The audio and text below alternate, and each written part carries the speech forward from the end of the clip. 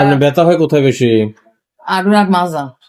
হাঁটু আর মাজায়? হ্যাঁ, আডুর ব্যথা। কত বছর থেকে এমন? আরে বাবা আজ কত বছর কিন্তু ইদানিং বেশি আডু ব্যথা শুরু হয়েছে 2-3 বছর। এর আগে না, এর আগে শুধু মাজা ব্যথা আছে। মাজা ব্যথা ছিল? মাজা ব্যথার লাগে মাজা ব্যথায় যে হাট নয় তো। ইনজেকশন ইউজ করছিলেন? হ্যাঁ, ইনজেকশন দিছে, এরপরে আবার গিয়া এমনি ওষুধ দিছিল ওই। ইনজেকশনে কি দেওয়ার পরে ব্যথা কমছিল কিছু? হ্যাঁ, কমছে। আর আবার ওই দেখা রেস্টে যায়। আসছিলাম, রেস্টে থাকলে কত কমে। হাঁটু ফুলে আছে? আডু ফুলছে, হ্যাঁ, আমার আরে নাই তো ফুলা। আমারও আমার এখন ফুলা নাই।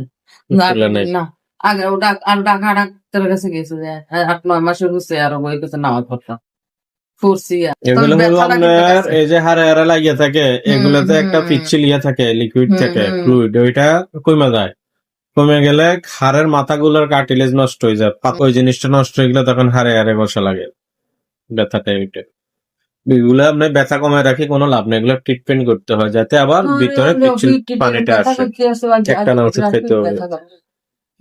রাত্রে হাত পা টিপতে হয়?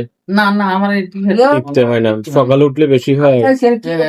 একটু ফাড়া দিতে আঁকতে একটু কষ্ট হয়, জোড়া গোড়ালিতে ব্যথা হয়, পায়ের গোড়ালি? না না, আডুর ব্যথা প্রথমে যে ভালো লাগছে বেটা একটানা খাবেন দেখবেন আল্লাহ দিলে ফুল সুস্থ হয়ে যাবে। কত রোগী এসে আপনার মাজার হাড় ক্ষয়, বছরকে বছর ওষুধ ইনজেকশন খায়, আমার থেকে 5-6 মাস খাইলে আল্লাহ দিলে 500 বছর আর ওষুধ তুই লাগে। একটা নিজের মানুষ সব পরিচয় মানুষ আরে ইয়াতে চর্বি কাটে না, ওষুধ অতিরিক্ত দেওয়া লাগবে।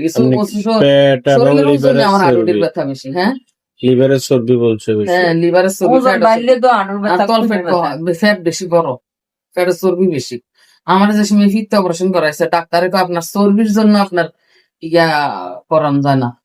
ওইটা একটানা কয়েক মাস খেলে চর্বি একদম স্বাভাবিক হয়ে যাবে।